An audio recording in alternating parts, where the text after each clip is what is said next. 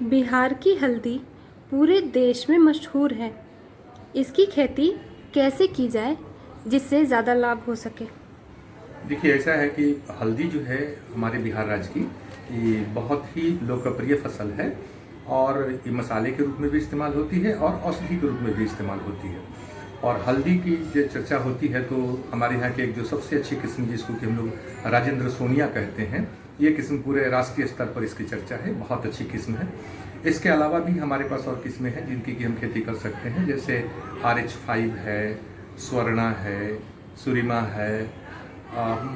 इसके अलावा हमारे पास एक और वैरायटी कृष्णा है। तो कई सारी वैरायटीज़ हैं जिनकी कि हम खेती करते हैं। इनकी खेती में जो मुख्य रूप से जो विषय है हमारे पास कि इनके जो बीज होने चाहिए उस पर ज़्यादा ध्यान देने की जरूरत है कि कम से कम बीज में 4-5 आँख यानी कलियाँ होनी चाहिए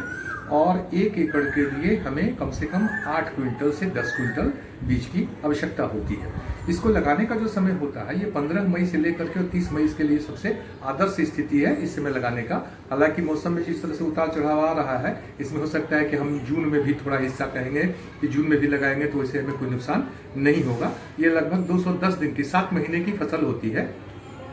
और इसको लगाने के लिए हम नालियाँ बनाते हैं और कुंडों में इसकी बुआई करते हैं। लेकिन बुआई करने के पहले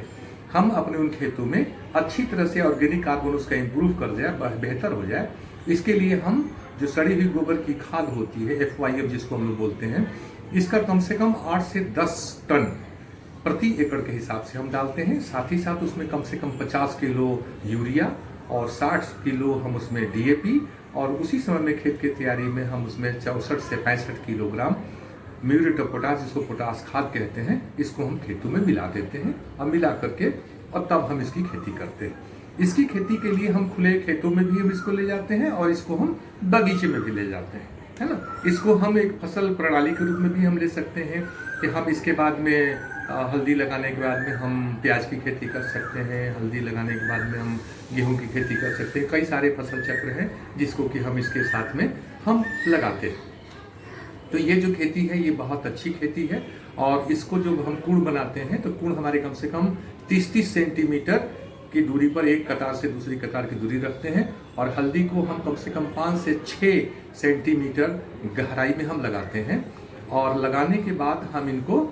शीशम के पत्तों से अच्छे से 2 से 3 सेंटीमीटर मोटी परत से इसको हम ढक देते हैं। जहाँ तक सवाल है कि कंद से कंद के बीच की दूरी, तो कम से कम हम उसको 20 सेंटीमीटर से 25 सेंटीमीटर की दूरी पर एक कंद से दूसरे कंद को रखते हैं और तब उसके बाद उसको ढक देते हैं और उसको फिर हम उसमें समय समय पर सिंचाई भी करते हैं आवश्यकता अनुसार। ऐसे तो बरसात के दिनों में अच्छी खासी इसको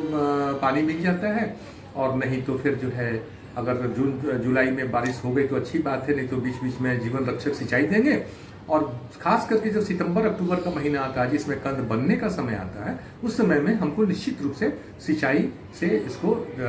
सुनिश्चित करना चाहिए कि नमी की कोई कमी नहीं हो और उस समय में अगर हो सके तो 2% बोरन का भी छिड़काव 2 ग्राम प्रति लीटर पानी में हमको इसका कर देना चाहिए। इससे कंद का बढ़वार बहुत अच्छा होता है। एक बात और मैं कहना चाहता हूँ कि इसको हम मिश्रित खेती के रूप में भी ले सकते हैं और इसको ओल के साथ, इसको अरहर के साथ, इसको मक्का के साथ, इसको अंडी के साथ यानी कि जिसको हम लोग बोलते हैं अरंड, उसके साथ भी इसकी हम मिश्रित खेती करते हैं क्योंकि इसको थोड़ी सी छाया की आवश्यकता होती है, उससे इसका विकास बहुत अच्छा होता है। तो ये बहुत अच्छी फसल है और मुझे लगता है किसान भाई इसको अगर लगाएंगे तो इससे इनको बहुत लाभ होगा और आने वाले समय में उनको कम से कम 1 एकड़ से